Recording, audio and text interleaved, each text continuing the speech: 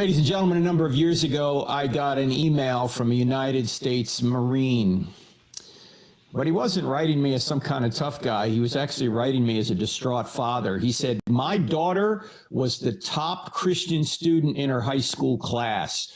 She helped lead the youth group in college or in high school, I should say. And she actually got scholarships from Christian organizations to go to any college she wanted to. So she wanted to go to the University of North Carolina at Chapel Hill to win the campus for Christ. And trust me, it needs to be one for Christ. Anyway, she went off there, this 18-year-old, been a Christian most of her life. And after 4 weeks on that campus, she called her father and she said, Dad, I don't believe in God anymore. He said, don't believe in God anymore? What? He said, I drove 4 hours to Chapel Hill that weekend. I sat down with her and I got nowhere with her. What do you mean you don't believe in God anymore? What happened? And she said, well, we have an atheist here who teaches the New Testament class. And he said there are errors in the Bible and we don't even know who wrote the Gospels. So, Dad, I'm an atheist now.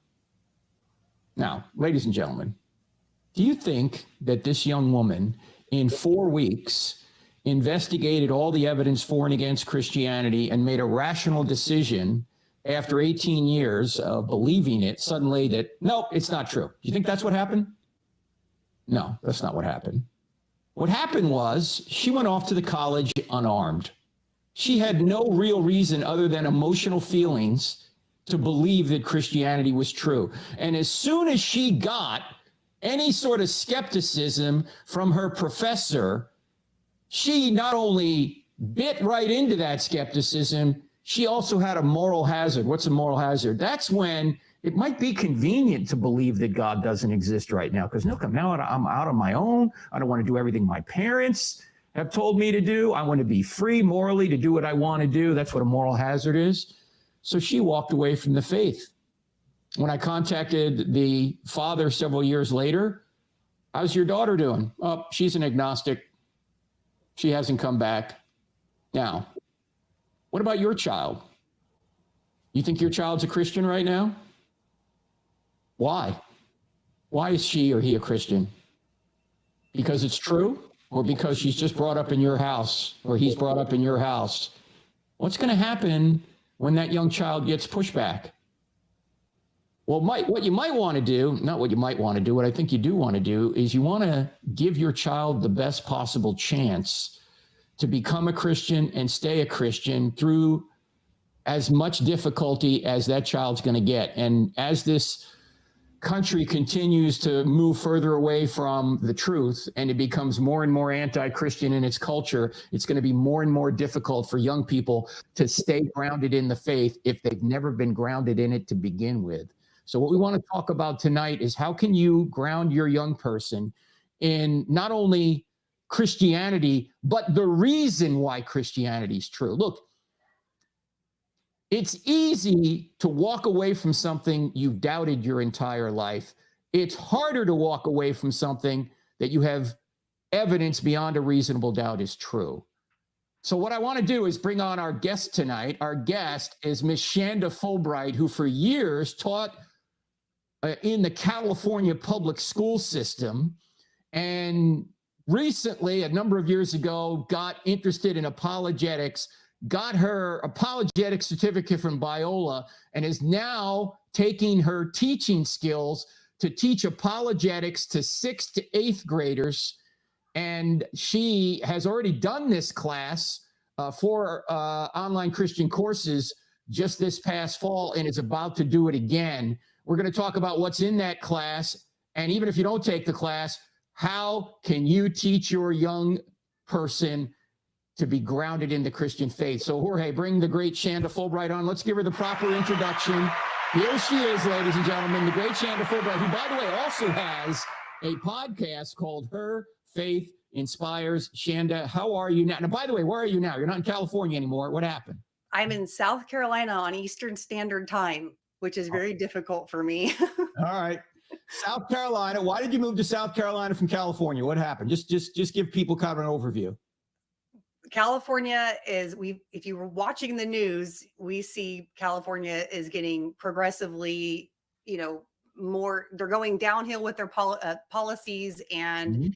we just decided that we couldn't take it anymore. My kids were being indoctrinated in the school system, the public school system.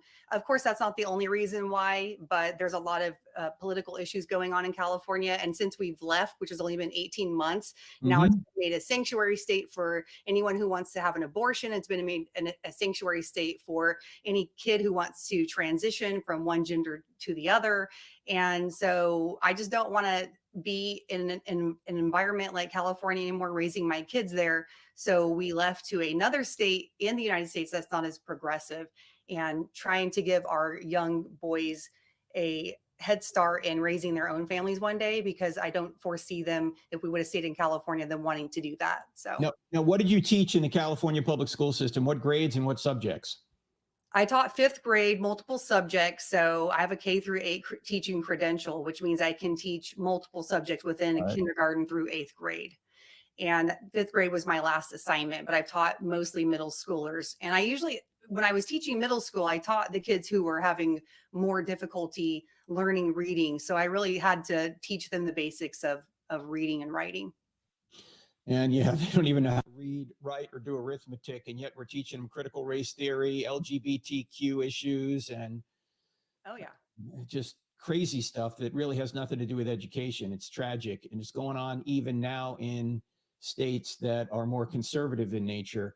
So you decided that you were going to take what you've learned in apologetics and put it in a curriculum. And this is actually the teacher guide for this. It's an amazing curriculum. You and I kind of put it together, but you're really the brains behind it. You've taken this for, it could probably be as early as fifth grade, right? It can be. Grade? Mhm. Okay, fifth to eighth grade, maybe. And you're taking kids through a 12-week course on why Christianity is true. We'll talk more about the details of that later. I know there's a lot of people watching that might not take the course. They just want to learn what they need to do to teach their kids apologetics. So let's just start at question one. And the first question, Shanda, regarding this is, how can a parent teach apologetics when the parent isn't confident in the information him or herself? That's a great question, because as a teacher, I know firsthand you cannot teach what you don't know. Mm-hmm. You do have to, as a parent, you have a responsibility to get in there and to start learning, but you Mm-hmm. pass on that knowledge to your kids. So that's what I did when I started learning apologetics. We learned as a family, but I had to dive deeper than my kids, because I think of that verse that Jesus says, a student is not greater than his master, or greater than his teacher. You can't take someone to depths of knowledge that you haven't been to. So as a parent, be a student, and then pass on what you know to your kids, and it will also solidify what you've learned. So there's no excuses with parents. We have to be responsible learners, because you can teach the wrong thing. So make sure you find the correct resources. Cross-examine is a great resource, and start learning and pass on what you know to your kids. But do it now. Don't wait until you think you know enough. Yeah, and we cannot, in fact, Shanda and I, we just did a podcast on this recently. I don't have enough faith to be an atheist podcast. So if you want more information on this, check the last week's podcast out. But we cannot rely on youth pastors or Sunday school teachers or pastors to completely educate our children. In fact, George Barna, as you well know, Shanda, recently pointed out that only 17% of youth pastors actually have a Christian worldview, and only about 40% of pastors do.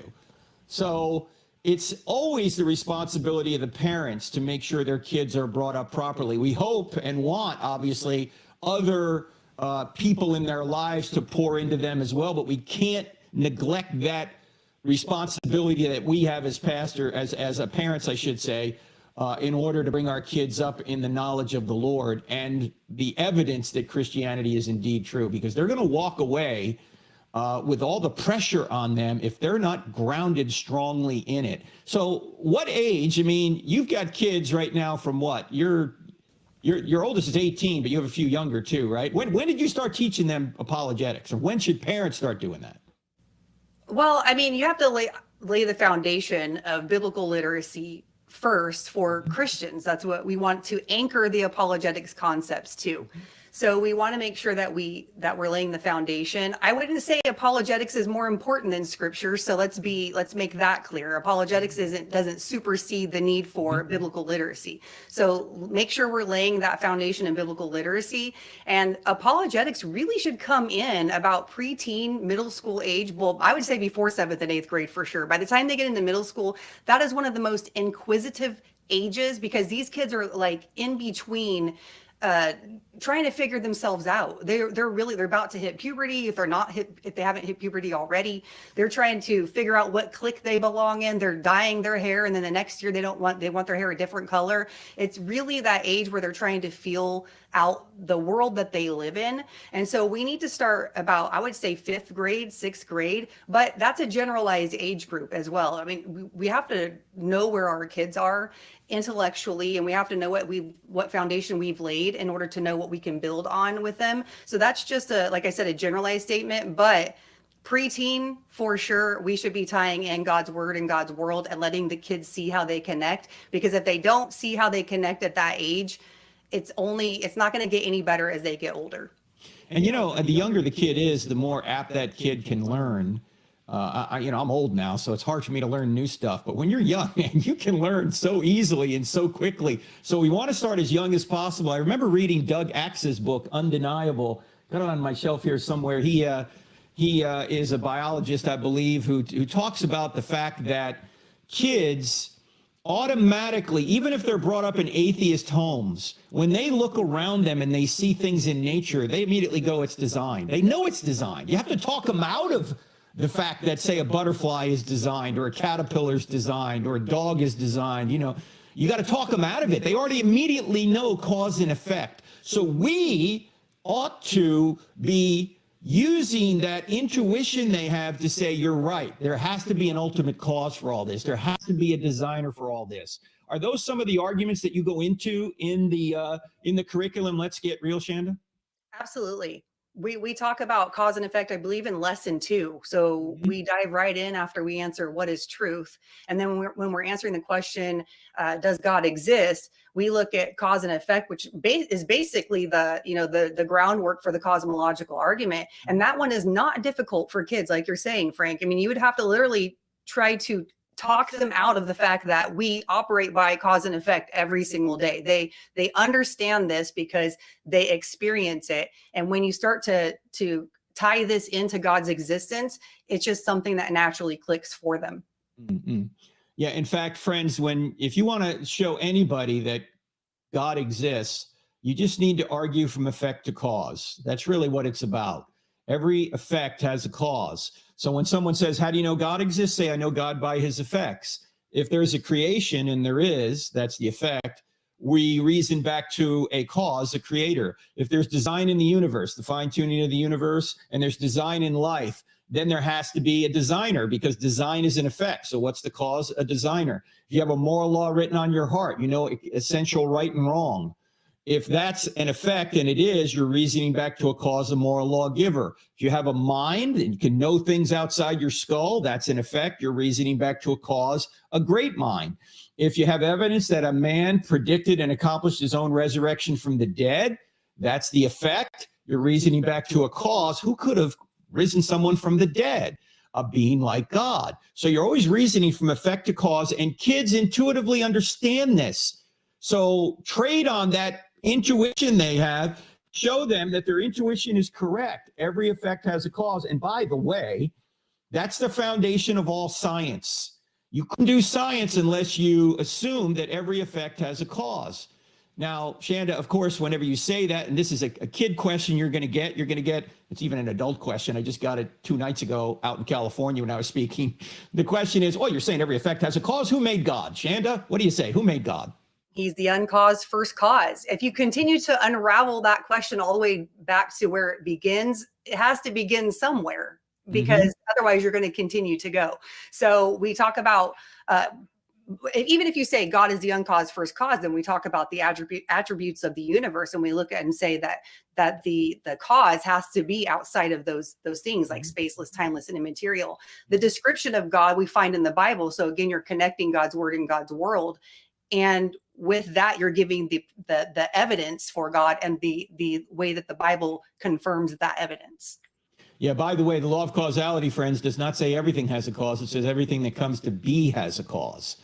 And there has to be an uncaused first cause. And actually tomorrow at 4 p.m., this is January 25th, 4 p.m. Eastern, on this YouTube channel or wherever you're watching this, we will have live Dr. William Lane Craig and Dr. Stephen C. Meyer to talk about the Kalam cosmological argument. Is it still sound? We're going to look at the objections to it. And then we're going to take your questions. Dr. Craig and Dr. Meyer are going to take your questions about the cosmological argument, the beginning of the universe. Does it show that God exists? What are the objections that atheists bring up to say it doesn't? What are the common counter theories that people have regarding it? So don't miss tomorrow at 4 p.m. Eastern time right here. We'll have them on live and we'll take your questions. We're also going to take your questions off the live chat. So if you have a question tonight, we're going to get to them shortly. Just put them in the live chat, and a question for me, question for Shanda, we'll take them there. Now, when you teach this course, Shanda, let's get real, examining the evidence for God. When you teach it, and you're going to start teaching it February 6th, how do kids learn? Is it all live? Are they watching video? I mean, how does it work? What goes on? It's all of the above. So we have videos for them to watch. I made 4 lessons per week. So, the kids can take Friday off because sometimes you just want to take a day off from having to watch and learn. So there's 4 lessons per week, which means you get 4 live videos. And some of from lesson 2 through 5, it's all very scientific. So they have to even go and research Albert Einstein and look at what Albert Einstein contributed to this whole theory of general relativity. And so then on Monday nights, we have our Zoom sessions where I call, in education, people who are educators will probably understand this term, is front loading my students.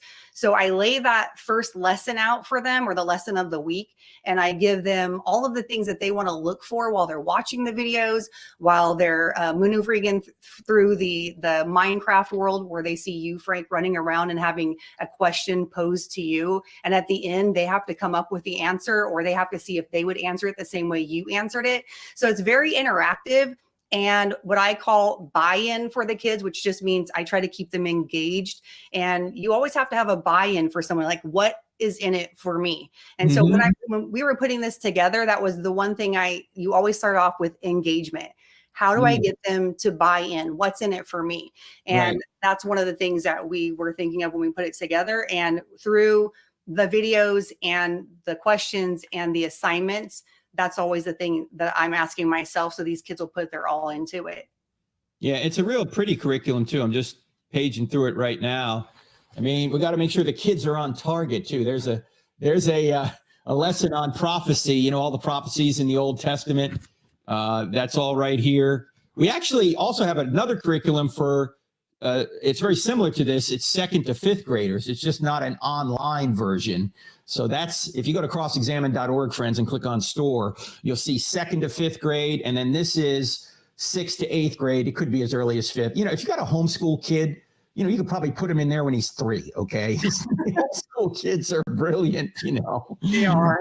So, how is this course, say, different than other kids' apologetics courses, if there are any? I mean, what are the other kids' apologetics courses out there, Yeah, when I was trying to find apologetics curriculum for my own kids, I think it was 3 years ago, it wasn't easy to find something for, their age group. I think my youngest was 9 at the time. And so I don't know what's out there per se, but I do know that we lay the foundations of apologetics. Like, we're looking at the basics and building up for these kids to go on to the next level, which you do have a high school curriculum as well that mimics, I don't have enough faith to be an atheist.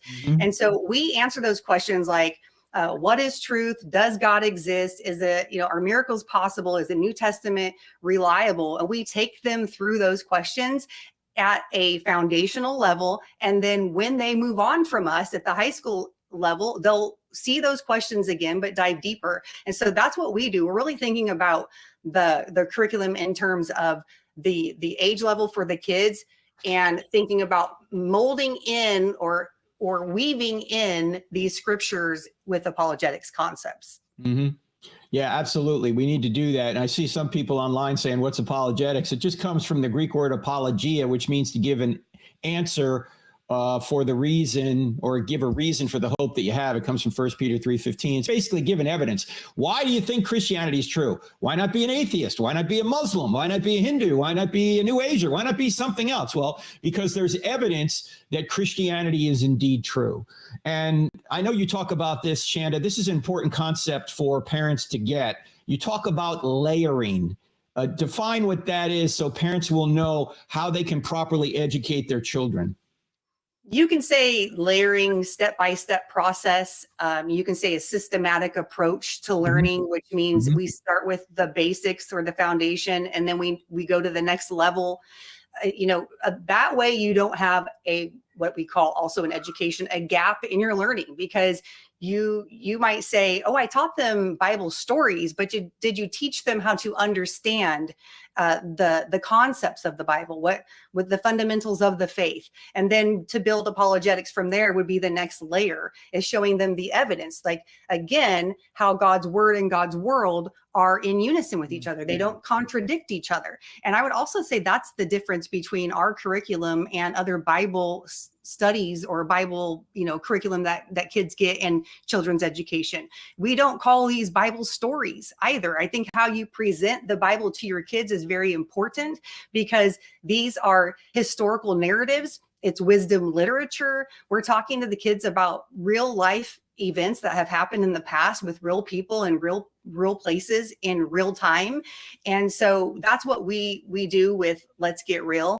And we really make it for them. We're not just giving them another Bible story. We're really making this real to them so they can investigate it for themselves. Yeah, the account of Noah, the account of Jonah, the account of David and Goliath. These are historical accounts of real events. I know some Christians interpret some aspects of those differently, but they're not mythical events. They're historical events. And so they're not Bible stories. I mean, they are stories, but they're true stories. That's the whole point. And a lot of people, of course, have a problem with, oh, these are miraculous events. How could they have occurred?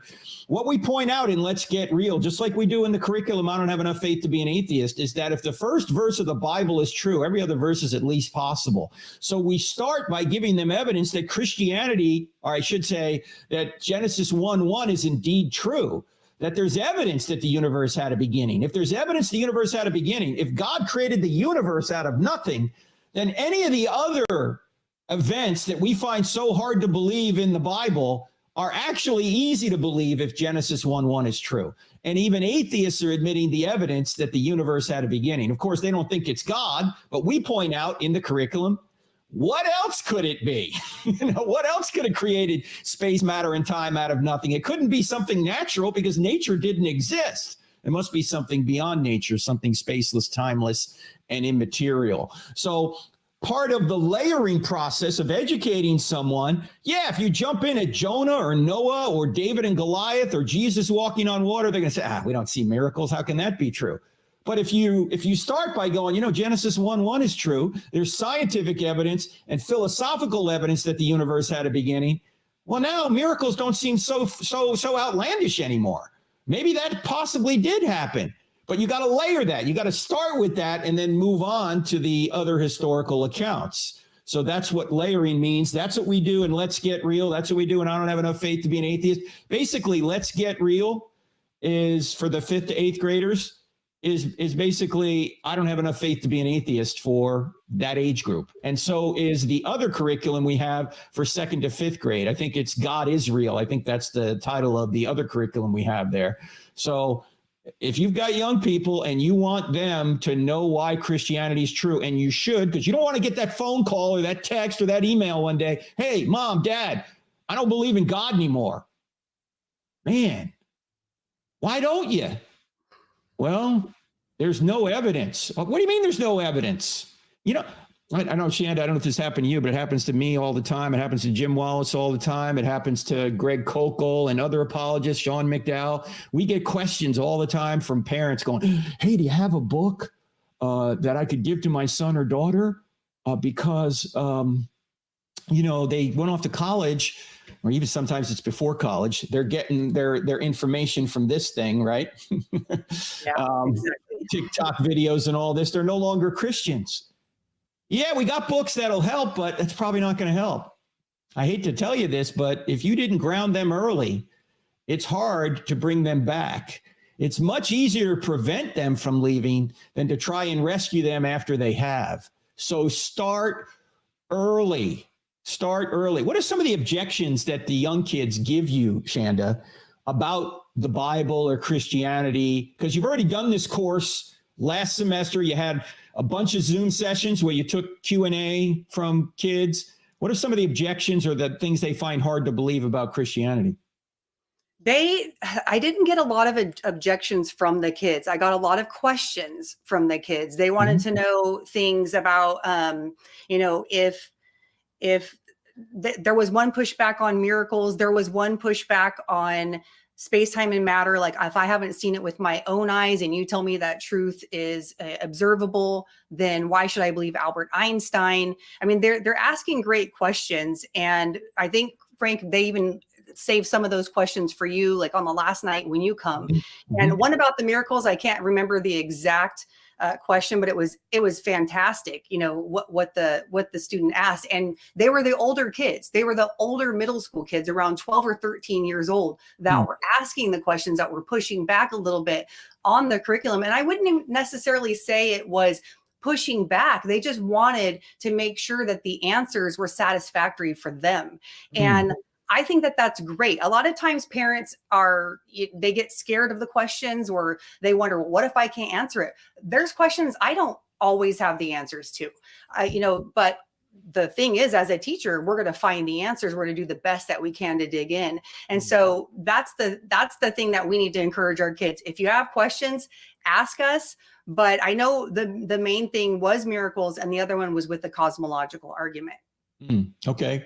Well, let's take some questions from our viewing audience now. If you have a question, just put it in put the word question in big caps, and we'll try and get to them. Also, if you're interested in the course, you want to take the course, starts February 6th. You can see on the bottom of the screen there, just go to crossexamine.org//let's get real, or you can just go to crossexamine.org, click on online courses. If you want the paper curriculum, all you need to do is go to crossexamine.org, click on store, and you can get that. But let me take some questions. Andrew asked this question, Shanda. I'm 15. I'm having trouble with doubting my beliefs, and I don't want any children I might have to also doubt Christianity. What should I do? So you take the first crack at it, Shanda. I'll throw in something that I'm thinking about. Go ahead. What would you say? Well, Andrew? I love what Bobby Conway says in Doubting Toward Faith, which, Andrew, you might want to get that book and read it. But he says, doubt is not a Christian problem. Doubt is a human problem. So even atheists doubt, does God exist? So we have to remember that doubt is going to be a natural part of all of our lives. It's what you do with the doubt that really is crucial. And so we have to wrestle through doubt, because doubt, like Bobby Conway also says in his book, is not neutral. It's going to take us to doubt towards faith, or it's going to take us away from Christ. And if God exists, it's more important that we wrestle through the other side of that question and make sure we do all we can to get to look at the evidence for God, and make sure that we wrestle through it and find the answers. It's not enough just to say, I'm doubting, now what? Do something about it.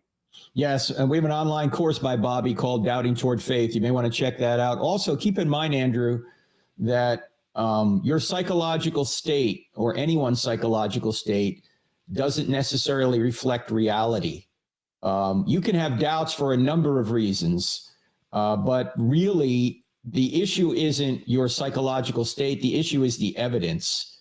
The evidence will tell you whether something's true or not your psychological state. I mean, you can be going up and down because your emotions change, or because you had bad pizza last night, or for 100 other reasons. that cause you to say, I don't know if Christianity's true. In fact, sometimes I get former Christians on the college campus. They'll say to me, Frank, I used to be a Christian, but I lost my faith. You know what I want to say to them? So are you telling me because your psychology changed that God has somehow popped out of existence? Because your psychology changed, the evidence that Jesus rose from the dead somehow now isn't any good? Your psychology will not tell you whether something's right or wrong or good or bad or true or false. Your psychology might lead you astray. You've got to depend on the evidence to discover whether Christianity is true or not. So concentrate on the evidence. And I actually think, Andrew, doubts are good to a certain extent because they drive you to get answers. And also, there's a difference between doubting and questioning. We all have questions. None of us have all the questions answered. But that's true no matter what worldview you have. You're an atheist, you don't have all the questions answered. In fact, you have bigger questions that you can't answer than Christians. Atheists can't answer why the universe exists or why evil exists or why the universe is designed or where life. The atheists can't answer hardly any of this stuff. It's the Christians that have the better answers. So just focus on the evidence, and that will help you with your doubts. Also, let me recommend one other thing. Go to GaryHabermas.com, GaryHabermas.com. You know, Gary, the top scholar in the world on the resurrection, has written books on doubt too, because he's been a doubter himself. And on his website, he not only has lectures, articles, he also has free books you can download on the topic. All right, let me go to Ashley, who Shanda asks, how and where should I start apologetics with my 5-year-old? Again, at 5, we really want to make sure we're laying that foundation of biblical literacy. So continue to instill, the Bible and reading about Noah and Jonah and Jesus and all of those things. But at the same time, I think at 5, I will say this, I think 5, we need to really establish the fact that their objective truth exists. And we know this because in the public school system, even if your kid doesn't go to a public school system, we're seeing this in our current culture, that if you can tell a boy that he can be a girl or a girl that she can be a boy, they're trying to teach kids and indoctrinate them from a very young age that truth doesn't exist, that we can deny reality. So I think that we need to really start pointing out that even with something as simple as lifesaver candy that's red and blue, and you show it to a kid and say, what color is this? And show them that this is red. And they see that that's red for everyone. No matter if I put this candy in the kitchen, it's still red. If I put this candy in the dining room table, it's still red. No matter where I put it, it's red to all of us. Another one of the things that we do, Frank, just so people will understand, I do this with Hershey's Kisses in Let's Get Real. We take a Hershey's Kiss and we talk about objective truth. This Hershey's Kiss is brown. Now, subjectively, I can say milk chocolate is the best candy ever, but that may not be true for everybody. So there's subjective truth and there's objective truth. And you teach kids that by experiences, and they start to see that it aligns to reality. So with a 5-year-old, that would probably be easier to do it that way. Yeah, with a 5-year-old, you can also teach them self-defeating statements. Right? And you should teach them logic from the very beginning. When someone says there's no truth, you're going to ask, is that true? Or you can do it with Winnie the Pooh, right? Doesn't Tigger knock on Winnie the Pooh's door? And Winnie the Pooh says, go away, nobody's home, right? Well, how can nobody be home if somebody just said nobody's home? So. Yeah.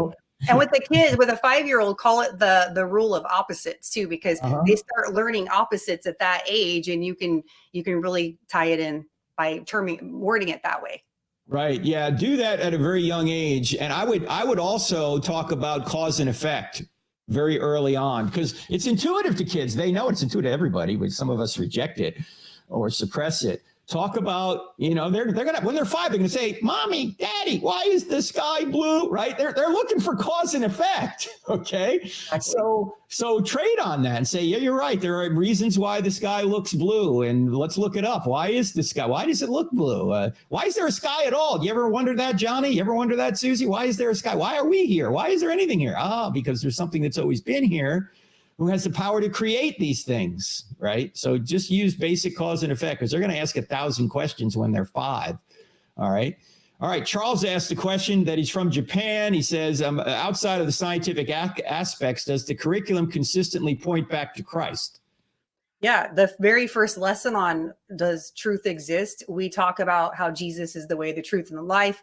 I believe that first lesson also talks about the wise man who built his house on the rock and the foolish man who built his house on sand, and why Jesus says the one who built his who they both heard Jesus's words, but the one who built his house on the word of God, the foundation. So we start off with that, like day one, and at the very end we end capped it with Christ as well. That's not the only time we talk about Jesus at the beginning and the end, but we start and we end with Jesus. That's great. Now, guys, I have one that I think is really, really good, and I want to bring it onto the screen. And Jay Valdez Music asks, "Hey man, I run everything here, so I pop in like Q from Star Trek. It just pops in." All right. Question: my daughter is in ninth grade. Can I have her join the class given by Shanda? Well, we do have a high school curriculum that is geared more towards her age.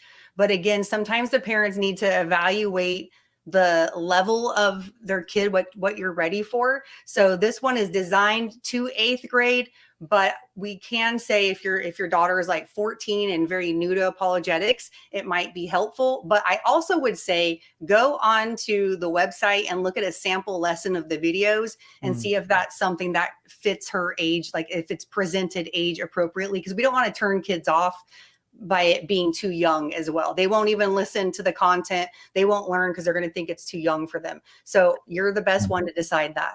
Yeah, either that or you're going to turn her into a TA, right? She'll be your TA, Shanda. Hey, I'll take it. That's right. So, all right, here's a very serious question, very difficult question. Nick says, how do you answer suicide? I lost my father a couple of months ago to suicide, and he firmly believes in the Lord, but his mind was overwhelmed and eventually took his life. Let me say something about that, Charles. Sorry, not Charles, Nick. Sorry that this has happened. It's probably the worst thing that can happen to a family, because you think, oh, what could I have said? What could I have done? The truth of the matter is probably nothing. And every one of us can reach our breaking point. And the manner of your death does not determine the destiny of your soul and your ultimate resurrection. What determines your ultimate destiny is whether or not you've accepted the free gift of salvation. And I see here, Nick, that you say your dad did firmly believe in the Lord. So he's with Jesus now. Now, this doesn't give anybody the justification to take their own life, because God, no matter what you're going through, still has a reason for you to be here, to still build his kingdom and to even build yourself through the difficulty you're going through. But everyone could reach a breaking point. We had a friend, Jorge and I had a friend that 2.5 years ago, Mike Adams, he reached this breaking point and he took his own life, and it was tragic. But his destiny isn't and wasn't determined by a final irreversible decision that he couldn't take back. Suicide is a permanent solution to a temporary problem. So we do have a couple of podcasts on this. If you go back probably 2 years or so ago on the app, the Cross-Examined app, look for a podcast called Final Call. That's with John Mark Caton, who is the pastor of Cottonwood Creek Baptist Church in Texas. His own brother took his life, and he wrote a little book on it, and we talked about suicide there. Also go back maybe a month or so ago, we had John Noyes on from Stand to Reason, who always does a talk on suicide at the Stand to Reason reality conferences, and he has hundreds of kids come talk to him about that. So check all that out there. You can also go back 2.5 years ago to my show on Mike Adams. So there's other resources out there, Nick. Check those out there. Do you have anything to add to that, Shannon? No, that's a tough one, Frank, and I'm glad you took that one. Okay, let's go to, let's see. Sumi asks, as as an aunt still in my early 20s, I'm concerned for my nieces and nephews. They have no idea about God to their parents. How do I approach them on this? The eldest of them is 19. Yeah, that's a tough one. Mm-hmm. But I would say first of all, I mean, you have an influence. You just have more of an indirect influence, unless you're, directly with your nephews or nieces and nephews all the time. So just remember, how we live our lives in front of other people tells a lot about who we are. So if we say we're Christians and we follow the Lord, but we live that out, that's influence. That's it. That's truly going to impact the lives of other people. But I also wrote about this a couple of weeks ago. Only our mouths can share the gospel. There are going to be, opportunities, and I would say look for them, diligently look for opportunities to talk to your nieces and nephews about the Lord. And they might need apologetics before you can get to the Bible with them. Again, we talked about that on the podcast last week, Frank. So if they're not Christians, you might have to convince them God exists and go that route, but don't give up and don't think that your influence will not do something in their lives to stir them on towards the Lord. Yeah, it's very difficult when their parents have not brought them up in any teaching regarding Christianity. And by the way, you may have heard parents say, I'm not going to do any of this. I'm just going to let my kids decide about, religion or non-religion, or we'll let them make up their minds. Well, number one, they're going to make up their minds anyway. But number two, the world isn't neutral out there. The world isn't going to lay out the facts fairly. The world is going to pull people away from Christ. So you have to do everything you can to show them the truth of Christ. You need to do that. Now, the questions I like to ask of people who are not Christians, questions like, if Christianity were true, would you become a Christian? Or if Jesus rose from the dead to prove he was God, would you follow him? Ask questions to see if people are even open to it. Because look, if Christianity is true, everybody should want it to be true. I mean, why wouldn't you want it to be true? That you're going to be forgiven and given his righteousness. Why wouldn't you want that? Because a lot of people are afraid that if they give in to Christ, they're not going to be able to have any more fun. They're not going to be able to do what they want to do. So they have a priority above God that they don't want to give up. So it's good to ask them questions like, well, if it really were true, would you follow Christianity? Sandy asked this question.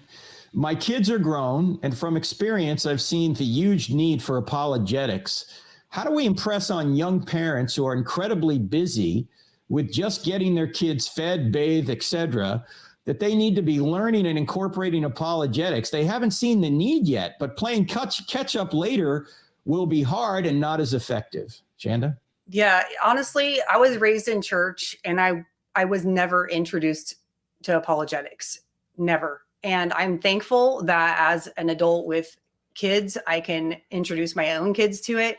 But apologetics was what I was needing. I think the more people, Christians who are serious about wanting to understand their faith and then defend it, need to know what they're missing. And sometimes I don't think they know what they're missing because, like me, they didn't know apologetics was out there. And this is a church issue too. Frank, I believe that we as a church need to have this type of curriculum in our churches, in our children's education programs, in our youth education programs. But sometimes a lot of people just are like, where has apologetics been all my life? Mm-hmm. So part of it isn't the fact that they don't want to do it. I think part of it is that they don't know about it. Yeah, that's a key point, Shanda. I know when I've gone to apologetics conferences, myself, other speakers, they don't attract a lot of people actually, but the people that do show up are going, where's this stuff been my whole life? I never knew there was evidence for this, really? And then a lot of them get smitten. They get the bug. In fact, I was just at a church in Menifee, California this weekend, and I spoke at the 3 morning services. And then I said, well, if you want to hear the rest of this, because we just did the truth stuff, does truth exist? We deal with all the self-defeating statements and just kind of lay the foundation. And they say, if you come back tonight for does God exist? Are miracles possible? And is the New Testament telling the truth? We'll go through the rest of those questions and then take your questions. Well, we had standing room only. We had more than 1,000 people show up because after they saw this stuff's making sense. Wow, this can help me not only in my own life, it can help me with my kids, my coworkers, my family. then they get interested. But it's sometimes hard to break through that initial interest, or to get that initial interest. So start young with kids, ladies and gentlemen. Start as young as you can. Again, we got 2 curriculums. This one's called Let's Get Real. It's for 5th to 8th graders, could go to 9th grade, And then there's 2nd to 5th grade, God is Real, or Is God Real? What do we call that? I've got to look at it. It's Yes, God is Real. Yes, God is Real. That's right. Just go to crossexamine.org, click on Store for the paper curriculums. If you want to be part of Shanda's online course, your kid wants to be a part of it, what you need to do is go to crossexamine.org, click on online courses, or just type in crossexamine.org/let's get real and enroll. It starts February 6th. If you happen to see this live stream after February 6th, like a week after, you can still join. Check it out there. And your kid will not only get a lot of video, a lot of Q&A, a lot of written material. They're going to get a bunch of live Zoom Q&A sessions with Shanda, and I'll be on one of them as well to answer any of their questions. All right. Adam says this, Shanda: we have a 5-year-old girl, 9-year-old boy. We just started reading Proverbs together. We are laying the foundation stage. I'm going to buy the Yes, God is Real curriculum. That's for the 2nd to 5th graders. And I think this will be a great tool for our kids. Can you provide any additional tips or practices you've used in laying the foundation stage? Yes. So I pose questions to my kids at the dinner table. I think dinner table and car rides to school are some of the best times for conversations. So just a couple weeks ago, what we were working on is something like, what's the gospel? And my boys were like, this is a great question, because we always talk about apologetics.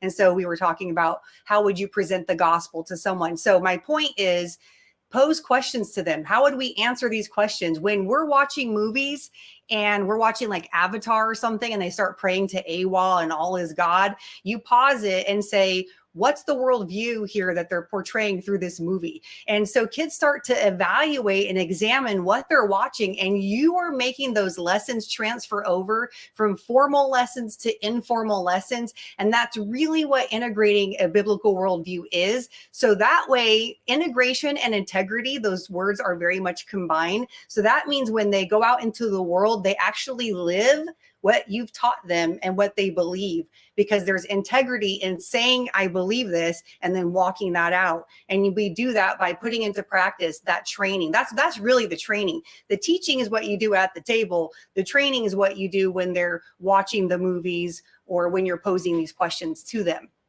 Yeah, in fact, I've heard Os Guinness, the Christian writer and speakers, call that spot the lie. You don't always have to break the Bible out to do a lesson with kids on this stuff. You could be watching some kind of TV show, and after it's over, or during it, as you just said, Shanda, pause it and say, hey, kids, what's the lie in this? Spot the lie. That can be very effective. Oh, come on, Mom. We know the lie.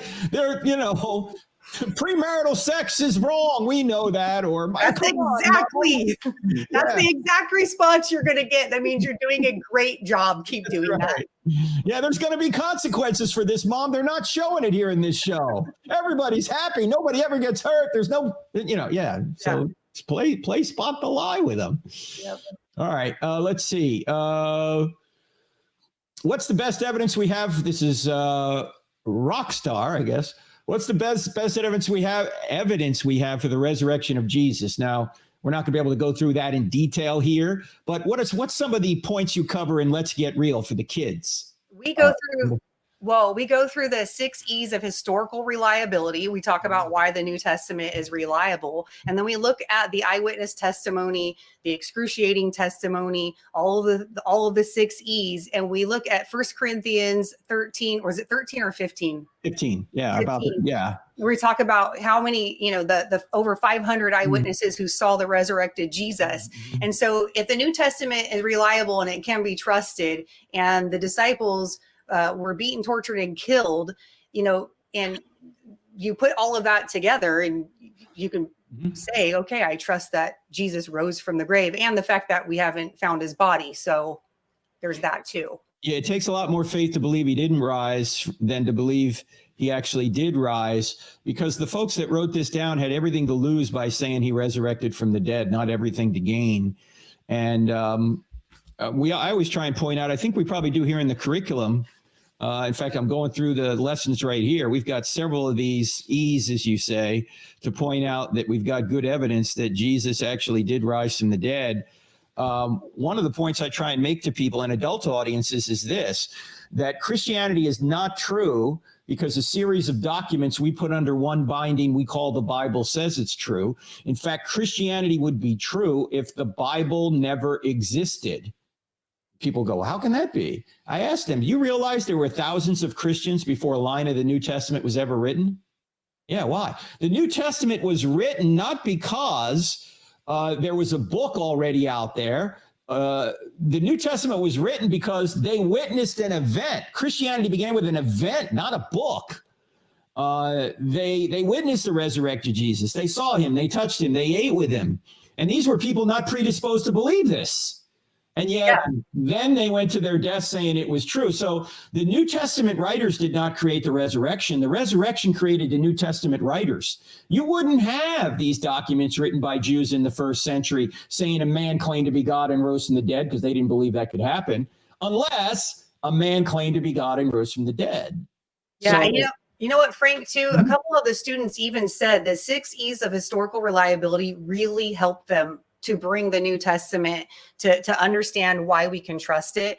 And again, that's so telling for kids, because, you know, when they're growing up in church, we're telling them the Bible is the infallible word of God and they should just believe it and trust it. But then with the 6 E's of historical reliability, we're giving them the reasons why. And then, like you said, when you showed the target, we're showing them that the Old Testament says all of this was going to happen. And then Jesus fulfilled Old Testament prophecy. So all of it comes together. I mean, when you think about the 6 E's of historical reliability, they're really digging in deep, and it really helps solidify their faith.